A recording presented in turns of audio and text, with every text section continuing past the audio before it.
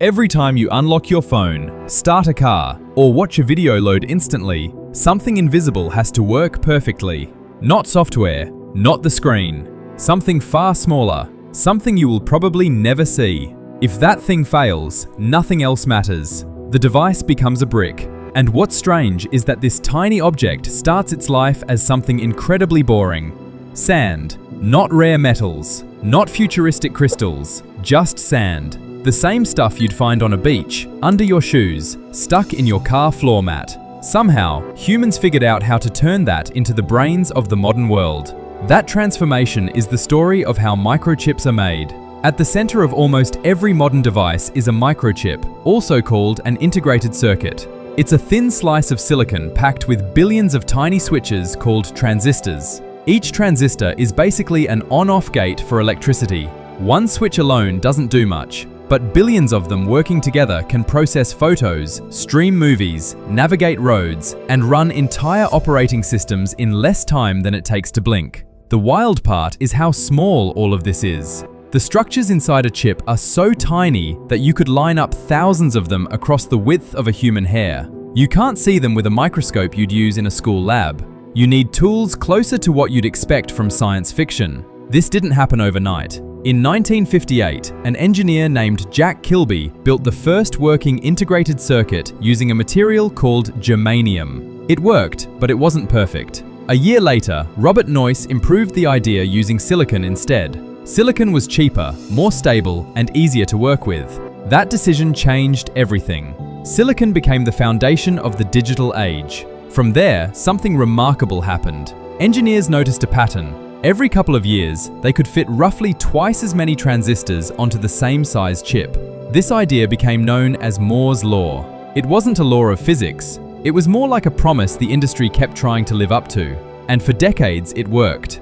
Phones got smaller, computers got faster, power consumption dropped, all because engineers learned how to make things smaller without breaking them. Today, modern factories produce billions of chips every year. Each one is built with a level of precision so extreme that a single speck of dust can destroy months of work. To understand how that's even possible, you have to start at the very beginning. The journey starts with sand, but not just any sand. Chip makers need sand rich in silica, which contains silicon. That silicon is extracted and purified until it's almost perfectly clean. We're talking about purity levels above 99.9%. At this scale, even a few stray atoms of the wrong element can ruin the electrical behavior of a chip.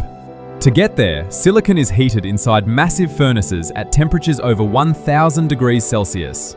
The process happens in sealed environments filled with gases like argon to keep impurities out. Once melted, the silicon looks like a glowing liquid mirror. Then comes one of the most important steps. Engineers dip a tiny crystal seed into the molten silicon and slowly pull it upward while rotating it. As it rises, the silicon cools and solidifies around the seed, forming a massive, perfectly ordered crystal cylinder called an ingot. This ingot can weigh hundreds of kilograms and stretch over a meter long. What's surprising is how strong it is. Silicon crystals are rigid and tough, even though they look fragile. But this giant crystal still isn't useful yet. It needs to be sliced using ultra-thin, extremely precise saws.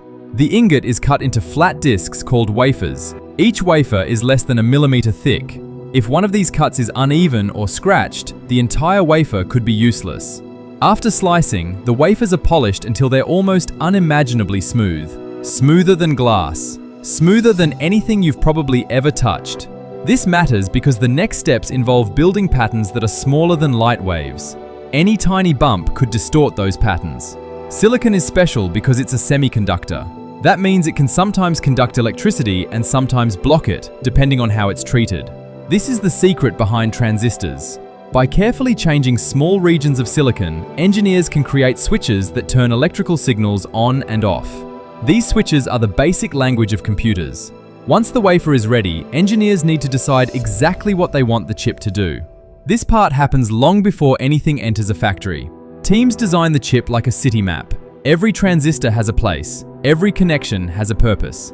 There are roads for data, intersections for logic, and regions dedicated to memory or control. This design phase can take years. One small mistake can cause the entire chip to fail. So the design is simulated, tested, and checked again and again. Only when it's nearly perfect does it move forward. That design is then turned into something physical, a set of masks. These masks are like stencils for light. They will be used to project patterns onto the wafer. This is where things start to feel unreal. Inside the factory, wafers enter machines used for photolithography. Think of these machines as the most advanced printers ever built. But instead of ink, they use light. Extremely precise light. First, the wafer is coated with a special liquid called photoresist. This material reacts to light, similar to how old camera film worked. Because it's so sensitive, this entire process happens under yellow lighting. Normal white light could accidentally expose it. The photolithography machine shines light through a mask and onto the wafer. Wherever the light hits, the photoresist changes. After washing away certain parts, a tiny pattern is left behind. That pattern will guide where silicon is altered in the next steps. The patterns being drawn are absurdly small, hundreds of times thinner than a red blood cell. And this is just one layer. A chip isn't flat. It's more like a stack of many layers, each one adding complexity. This exposure process is repeated over and over, sometimes more than 30 times. Each layer must line up perfectly with the ones below it. If one layer is even slightly misaligned, the chip won't work. This is where the real challenge begins. As engineers try to make transistors smaller, they run into the limits of physics. Light itself becomes a problem. You can't easily draw something smaller than the wavelength of the light you're using. To get around this, engineers came up with a clever trick called immersion lithography. Instead of shining light through air, they pass it through ultra-pure water. The water bends the light, allowing it to focus more tightly. It's like adding a magnifying glass at the atomic scale. With this technique, engineers can create features just a few nanometers wide. That's only a handful of atoms across. At this scale, you're not just engineering machines, you're negotiating with physics itself. And all of this happens in rooms cleaner than operating rooms. Dust is the enemy. A single particle can short-circuit a transistor, so the air is constantly filtered. Workers wear full-body suits that look like astronaut gear. Even skin flakes or hair could destroy a chip worth thousands of dollars. By the time the wafer leaves this stage, it contains billions of transistors, perfectly arranged. But they're still not connected. That comes next. At this point, the wafer looks finished, but it isn't useful yet. The transistors exist, but they don't talk to each other. So the next challenge is wiring everything together. To do that, engineers carve microscopic trenches into the wafer. Think of these like tiny highways between cities. These trenches are then filled with copper. Copper is used because it carries electricity efficiently and reliably at very small scales. But working with copper at this size is risky. If it spreads where it shouldn't, it can cause short circuits. So before copper is added, the wafer is coated with special barrier layers that keep the metal exactly where it belongs. Once the copper is in place, the surface is polished flat again. Perfectly flat. This is important because the next layer will be built on top of it. By the end, a single chip can contain many layers of wiring. If you stretch those connections out end to end, they could measure kilometers long, all inside a chip smaller than a fingernail. Throughout this process, the wafer is constantly cleaned, inspected, and tested. This isn't because engineers are being careful, it's because failure is common. Even with extreme precision, not every chip works. After weeks or even months of processing, the wafer finally reaches the end of the line. Now it's time to separate it. Using ultra-precise lasers or saws, the wafer is cut into individual chips. One wafer can contain hundreds or even thousands of chips depending on their size. Each one is tested. The ones that fail are discarded. This is normal. Yield, the percentage of working chips, is one of the most important numbers in the entire industry. The working chips are then packaged. They're placed into protective cases with metal contacts that allow them to be connected to circuit boards. This is the form you'd recognize if you looked inside a computer or phone. Even now, testing continues. Chips are powered on. Signals are sent through them. Engineers check speed, heat, and reliability. Only the chips that pass everything are shipped. These chips end up everywhere. In phones, laptops, cars, washing machines, airplanes, hospitals, satellites. Devices that used to fill entire rooms now fit in your pocket because billions of switches can live on something the size of a stamp. And the industry isn't slowing down. Engineers are constantly pushing against limits. As transistors get smaller, heat becomes harder to manage. Signals start interfering with each other. Materials behave differently at atomic scales.